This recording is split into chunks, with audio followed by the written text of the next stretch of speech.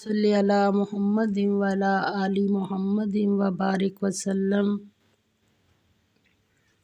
تمام سننے والوں کو السلام علیکم۔ سورۃ النساء آیت نمبر 135 سے لے کر 141 تک۔ اعوذ باللہ من الشیطان الرجیم، بسم اللہ الرحمن الرحیم۔ یا ایھا الذین، اے لوگو جو آمنو ایمان لائے ہو، کونو ہو جاؤ قوامین، قائم رہنے والے، بالقسط انصاف پر، شہداء گواہی دینے والے، للہ اللہ کے لیے، ولو اور اگرچہ،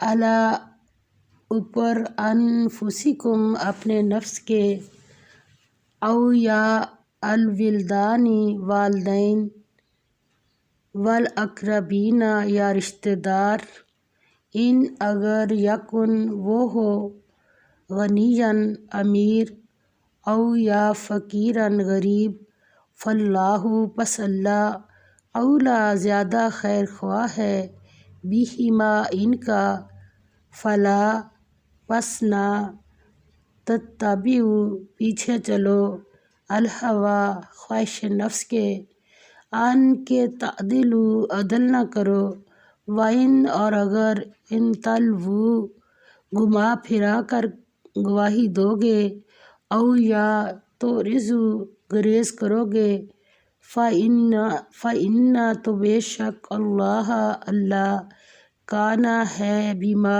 اس سے جو تعملون تم کرتے ہو، خبیرا باخبر۔ یہ ایک نسخہ بتا دیا کہ جو بھی تم کرو گے اللہ اسے دیکھ رہا ہے، اللہ کو خبر ہو جانی ہے۔ اے ایمان والو، انصاف پر قائم رہو اور اللہ کے لیے سچی گواہی دو، خواہ اس میں تمہارا یا تمہارے ماں باپ اور رشتہ داروں کا نقصان ہی ہو۔ اگر کوئی امیر ہے یا فقیر تو اللہ اس کا خیر خواہ ہے، تو تم خواہش نفس کے پیچھے چل کر عدل کو نہ چھوڑ دینا۔ اگر تم پیش دار شہادت دو گے یا شہادت سے بچنا چاہو گے تو جان رکھو کہ اللہ تمہارے سب کاموں سے واقف ہے۔ حضرت ابوبکر صدیق رضی اللہ تعالیٰ عنہ سے روایت ہے کہ ایک دفعہ نبی پاک سے روایت ہے، آپ صلی اللہ علیہ وسلم نے فرمایا، کیا میں تمہیں بتاؤں کبیرہ گناہوں کو؟ تو آپ صلی اللہ علیہ وسلم نے فرمایا، اللہ کے ساتھ شرک کرنا، والدین کی نافرمانی کرنا۔ اور پھر آپ ٹیک لگا کے بیٹھے ہوئے تھے، آپ سیدھے ہو کے بیٹھ گئے اور آپ سے فرمایا، جھوٹی گواہی دینا، جھوٹی گواہی دینا، جھوٹی گواہی دینا۔ حضرت ابوبکر صدیق رضی اللہ تعالیٰ عنہ فرماتے ہیں کہ میں نے سوچا شاید اب آپ خاموشی نہ ہوں گے۔ یہ بخاری کی حدیث ہے۔ اور عدل اور انصاف کی راہ میں رکاوٹ ڈالنے والی دو چیزیں ہیں، محبت یا دشمنی۔ اس رکوع میں مسلمانوں کو فرمایا جا رہا ہے کہ اگر وہ حق کے علمبردار ہیں تو ضروری ہے کہ قوامون بالقسط کی صفات اپنے اندر پیدا کریں، یعنی حق و انصاف پر اس مضبوطی سے قائم رہنے والے بن جائیں کہ کوئی بھی ان کو ان کی جگہ سے نہ ہلا سکے، اپنی پوری زندگی میں اللہ کے لیے گواہی دینے والے ہوں، دنیا کا کوئی لالچ یا خوف انہیں سچ کہنے سے نہ روک سکے۔ اگر کسی معاملے میں سچائی خود ان کی ذات کے خلاف ہو یا ان کے ماں باپ اور عزیز و اقارب کے خلاف ہو، تب بھی انہیں سچی بات ہی کہنی چاہیے۔ وہ صرف سچائی کے لیے ہی جینا اور مرنا دل و زبان رکھتے ہوں۔ سچی گواہی کے لیے نہ تو کسی کی دولت کا پاس کرو، نہ کسی کی محتاجی کا۔ اگر کسی معاملہ میں گواہی دے سکو تو اس سے اجتناب نہ کرو، اور جب گواہی دو تو صاف صاف بغیر کسی لاگ لپٹ کے بات کرو، گھما پھرا کر نہ کہو کہ اس کی حقیقت مشکوک ہو جائے۔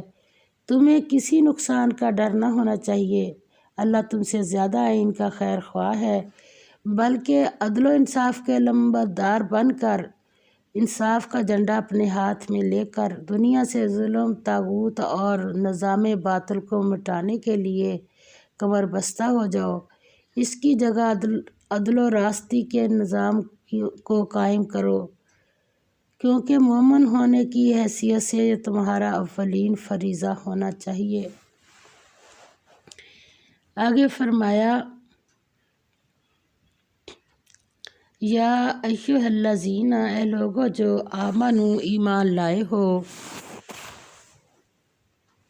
آمنو ایمان لاؤ، باللہ اللہ پر، ورسولہ اور اس کے رسول پر، والکتابی اور کتاب پر، الذی جو نزل نازل کی، علی رسولہ اپنے رسول پر، والکتابی اور کتاب پر، الذی جو انزل نازل کی، من قبل اس سے پہلے، ومن اور جو کوئی یکفر انکار کرے، باللہ اللہ سے، وملائکتہ اور اس کے فرشتوں سے، وکتبہ اور اس کی کتابوں سے، ورسلہ اور اس کے رسولوں، والیوم الآخر اور روز قیامت سے، فقد تو تحقیق، ضل وہ گمراہ ہوا، ضلالا گمراہی میں، بعیدا دور کی۔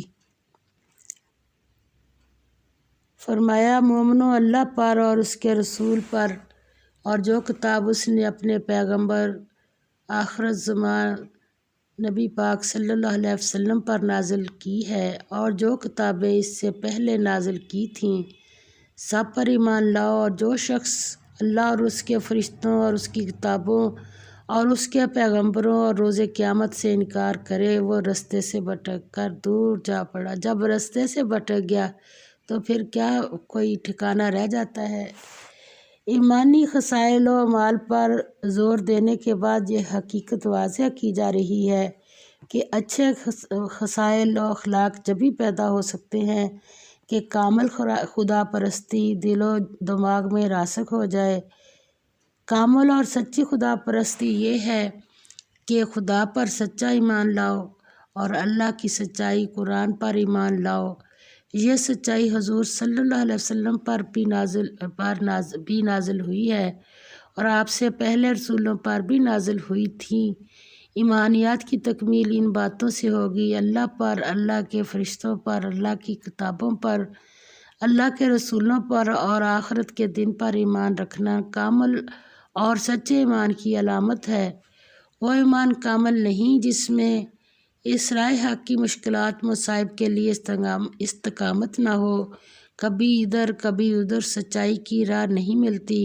جو لوگ ظاہری طور پر مسلمان ہیں یا مسلمانوں کے گھروں میں پیدا ہوئے ہیں، یا جو شعوری ایمان نہیں رکھتے، پورا ایمان ان کے دلوں میں نہیں اترا، ایسے مسلمانوں کا رویہ عملی زندگی میں یہ ہوتا ہے کہ صبح کچھ شام کچھ، اسلام کا پلڑا بھاری دیکھتے ہیں تو اسلام کی باتیں کرتے ہیں، اسلام کے دشمنوں سے بھی وابستگی رکھتے ہیں، جہاں سے فوائد نظر آتے ہیں اس طرف کے ہو جاتے ہیں۔ ایسے لوگوں کو دردناک عذاب کی خوشخبری سنا دو۔ یہ لوگ عزت و فوائد کی خاطر کافروں سے تعلق رکھتے ہیں، حالانکہ عزت کس کی ہے؟ عزت سب کی سب اللہ کی ہے۔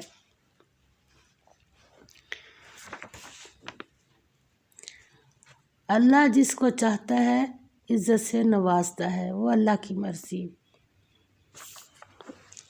ان الذین، بے شک جو لوگ، اس میں کوئی شک ہی نہیں، جو لوگ آمنو ایمان لائے، ثم پھر کفروا کفر کیا، ثم پھر آمنو ایمان لائے، ثم پھر کفروا کفر کیا، ثم پھر ازدادوا بڑھتے گئے، کفرن کفر میں، لم یکن نہیں ہے یا ناممکن ہے، اللہ لیغفر کہ بخش دے، لہم انہیں، ولا اور نہ، لیہدی یہ کہ ہدایت دے انہیں، یہدیہم یہ کہ ہدایت دے انہیں، سبیلا راستے کی، بشر خوشخبری سنا دو، المنافقین منافقوں کو، بِأَنَّ اس لیے کہ لہم ان کے لیے عذاب ہے، علیمہ دردناک۔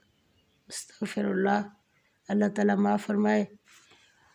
فرمایا جو لوگ ایمان لائے پھر کافر ہو گئے، پھر ایمان لائے پھر کافر ہو گئے، پھر کفر میں بڑھتے گئے، ان کو اللہ نہ تو بخشے گا اور نہ سیدھا راستہ دکھائے گا۔ اے پیغمبر صلی اللہ علیہ وسلم، منافقوں یعنی دو رخے لوگوں کو بشارت سنا دو کہ ان کے لیے دکھ دینے والا عذاب تیار ہے۔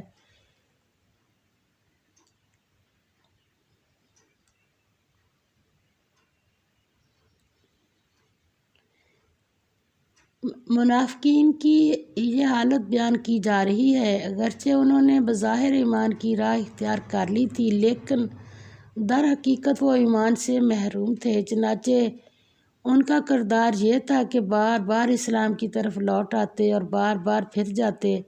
ایسا ایمان نہیں ہے۔ ایسے لوگوں کے لیے نہ تو اللہ کی مغفرت ہوگی اور نہ ان پر سعادت کامرانی کی راہ کھلے گی، چونکہ ان کے دلوں میں کامل ایمان نہیں پیدا ہوا، اس لیے مسلمانوں کو چھوڑ کر ان کے دشمنوں کو اپنا دوست بناتے ہیں۔ استغفر اللہ۔ آگے فرمایا الذین، جو لوگ یتخذون بناتے ہیں الکافرین، کافروں کو اولیاء دوست، من دونی سوائے، بجائے المؤمنین مومنوں کے، یبتغون، کیا وہ چاہتے ہیں، عندہم ان کے ہاں، العزت عزت، فإن العزت، پس یقیناً عزت، للہ اللہ کے لیے، کتنی، جمیعاً سب کی سب۔ فرمایا جو مومنوں کو چھوڑ کر کافروں کو دوست بناتے ہیں، کیا ان کے پاس عزت حاصل کرنا چاہتے ہیں؟ تو عزت تو سب اللہ ہی کی ہے۔ وقد، اور تحقیق، نازل کیا ہے، علیکم تم پر، فی الکتاب کتاب میں، ان کے، اذا جب، سمعتم سنو تم، آیات اللہ آیت اللہ کی، یکفر کے انکار کیا جا رہا ہے، بہا ان کا، ویستہزئ اور مذاق اڑایا جا رہا ہے، بہا ان کا، فلا پس نہ، تقعدوا بیٹھو، معہم ان کے ساتھ۔ کتنی اہم بات ہے اس میں، حتیٰ یہاں تک کہ، یخوضوا وہ مشغول ہو جائیں، فی حدیث غیرہ کسی دوسری بات میں، انکم بے شک تم، اذن تب، مثلہم ان جیسے ہو جاؤ گے، ان اللہ بے شک اللہ، جمع کرنے والا ہے، المنافقین منافقین کو، والکافرین اور کافروں کو، کہاں، فی جہنم جہنم میں، جمیعاً سب کو۔ کیا بات بتائی کہ اور اللہ نے تم مومنوں پر اپنی کتاب میں یہ حکم نازل فرمایا ہے کہ جب تم کہیں سنو کہ اللہ کی آیتوں سے انکار ہو رہا ہے اور ان کی ہنسی اڑائی جا رہی ہے، تو جب تک وہ لوگ اور باتیں نہ کرنے لگے ان کے پاس مت بیٹھو، ورنہ کیا ہو جائے گا، تم بھی انہی جیسے ہو جائے گا۔ آپ صلی اللہ علیہ وسلم نے فرمایا کہ ایمان کی حالتوں کا بتایا کہ پہلا درجہ جو ہے کہ اللہ کی نافرمانی ہوتی دیکھو تو ہاتھ سے روک دو، یہ ایمان کا اول درجہ ہے۔ اگر یہ نہیں کر سکتے تو پھر زبان سے روکو، اور اگر یہ بھی نہیں کر سکتے تو پھر دل سے برا جانو، اور دل سے برا جانو گے تو یہ ایمان کی کمزور حالت ہے۔ کچھ دن ہی گزریں گے اور تمہارے دل میں جو برا تم جان رہے ہو وہ بھی جاتا رہے گا، اس لیے کہا کہ ایسی جگہ کو ہی چھوڑ دو۔ آگے فرمایا کوئی شک نہیں کہ اللہ منافقوں اور کافروں سب کو دوزخ میں اکٹھا کرنے والا ہے۔ فرمایا منافقوں اور کافروں کا حال یہ ہے کہ اللہ کی آیات سنتے ہیں اور ہنسی مذاق اڑاتے ہیں۔ منافقوں کا نام پہلے ہے اور کافروں کا بعد میں ہے، استغفر اللہ۔ اور منافق کا ٹھکانہ جہنم میں کہاں ہے؟ سب سے نیچے۔ منافقوں اور کافروں کا حال یہ ہے کہ اللہ کی آیات سنتے ہیں اور ہنسی مذاق اڑاتے ہیں، مسلمانوں کو یہاں یہ حکم دیا گیا ہے کہ اگر تم کسی مجلس میں ایسی باتیں سنو کہ اللہ کی آیات کی بے ادبی ہو رہی ہے، ان پر اعتراض کیا جا رہا ہے، ان کو کھیل بنایا جا رہا ہے، تو تمہارا یہ کام نہیں کہ تم بھی اس مجلس میں شریک ہو، بلکہ تمہارے لیے ضروری ہے کہ تم فوراً اس مجلس سے اٹھ جاؤ، ورنہ تمہارے اور ان کافروں میں کوئی فرق باقی نہیں رہے گا۔ استغفر اللہ۔ آگے فرمایا ہے الذین، جو لوگ یتربصون انتظار کرتے ہیں، بکم تمہارے لیے، فَإِن پس اگر کانا ہو لکم تمہارے لیے، فتح من اللہ اللہ سے، قالوا کہتے ہیں، علم کیا نہیں، نکن ہم تھے، معکم تمہارے ساتھ تمہارے، وَإِن اور اگر کانا ہو للکافرین کافروں کے لیے، نصیب حصہ، قالوا کہتے ہیں، علم کیا نہیں، نستحوذ غالب رہے یا قادر تھے ہم، علیکم تم پر، ونمنعکم اور کیا نہیں بچایا ہم نے تم کو، من المؤمنین مومنوں سے، فاللہ اور اللہ، یحکم فیصلہ کرے گا، بینکم درمیان تمہارے، یوم القیامت دن قیامت کے، ولن اور ہرگز نہیں، یجعل بنائے گا اللہ اللہ، للکافرین کافروں کے لیے، علی المؤمنین مومنوں پر، سبیلا کوئی راہ۔ جو تم کو دیکھتے ہیں اگر اللہ کی طرف سے تم کو فتح ملے تو کہتے ہیں کیا ہم تمہارے ساتھ نہ تھے، اور اگر کافروں کو فتح نصیب ہو تو ان سے کہتے ہیں کیا ہم تم پر غالب نہیں تھے اور تم کو مسلمانوں کے ہاتھ سے بچایا نہیں، تو اللہ تم میں قیامت کے دن فیصلہ کر دے گا، اور اللہ کافروں کو مومنوں پر ہرگز غلبہ نہیں دے گا، اور وہ الگ تھلگ رہ کر واقعات کی رفتار دیکھتے ہیں، اگر مسلمانوں کو فتح ہوئی ہے تو فتح کے فوائد میں حصہ دار بن جاتے ہیں اور کہتے ہیں کہ ہم بھی تمہارے ساتھ تھے، اگر دشمنوں کا پلہ بھاری ہوتا ہے تو ان سے جا ملتے ہیں اور کہتے ہیں کہ اگر ہم لڑائی میں دل سے تمہارے ساتھ نہ ہوتے اور تمہیں نہ بچاتے تو مسلمانوں نے تمہارا خاتمہ ہی کر دیا ہوتا۔ یہ دو رخا پن ہے۔ آپ نے فرمایا ایسی جو بندہ دو رخا ہوگا اس کی روز محشر آگ کی دو زبانیں ہوں گی۔ اللہ تعالیٰ اس منافقت سے بھی بچائے اور ہمیں سچے پکے مسلمان بنا دے۔ وآخر دعوانا الحمد للہ رب العالمین، آمین یا رب العالمین۔